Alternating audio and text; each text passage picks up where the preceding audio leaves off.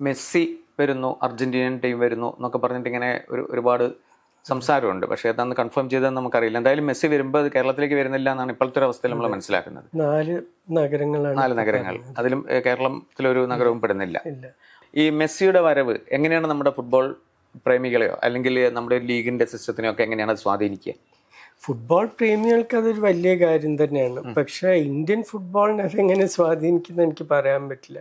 പക്ഷെ 2011 മെസ്സി വന്നപ്പോൾ ഞാൻ കൊൽക്കത്തയിൽ പോയിട്ടുണ്ടായിരുന്നു. അവര് അർജന്റീന ഒരു ഫ്രണ്ട്ലി മാച്ച് വെനസ്വേലയായിട്ട് കളിച്ചു. അപ്പോഴും 75,000 ആൾക്കാർ സ്റ്റേഡിയത്തിൽ വന്നു. സ്റ്റേഡിയത്തിന് പുറത്ത് 100,000 ആളുണ്ടായിരുന്നു, ഹോട്ടലിന് പുറത്ത് 100,000 ആള്. ഇതൊക്കെ ഉണ്ടായിട്ടും പക്ഷെ അത് കഴിഞ്ഞിട്ടുള്ള 14 കൊല്ലത്തിൽ ഇന്ത്യൻ ഫുട്ബോൾ നന്നായിട്ടൊന്നുമില്ല.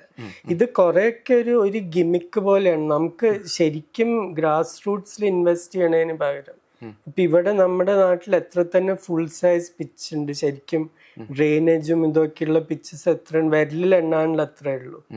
അതിൽ പൈസ ചെലവാക്കുന്നതിന് പകരം കുറെ കോടികൾ ഇൻവെസ്റ്റ് ചെയ്ത് മെസ്സിയെ കൊണ്ടുവന്നിട്ട് ഞാൻ അതിന്റെ ഒരു വലിയ ഫാനല്ല. മെസ്സി ഫാൻസിന് അതൊരു വലിയ കാര്യമാണ്. പക്ഷെ ഇന്ത്യൻ ഫുട്ബോൾ ഇപ്പൊ വളരെ പരിതാപകരമായ സ്ഥിതിയിൽ. ഇപ്പൊ ടീം ഒരു കളിയും ജയിക്കുന്നില്ല.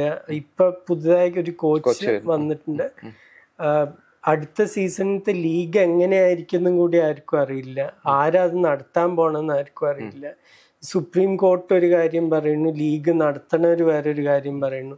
അത്ര ഫുൾ കൺഫ്യൂഷനാണ് ഇപ്പൊ. അപ്പൊ അതിന്റെ ഇടയ്ക്ക് ഇപ്പൊ ഒരു മെസ്സി അല്ലെങ്കിൽ റൊണാൾഡോ വന്നു പോയതുകൊണ്ട് വലിയൊരു മാറ്റമൊന്നും വരാൻ പോകുന്നില്ല.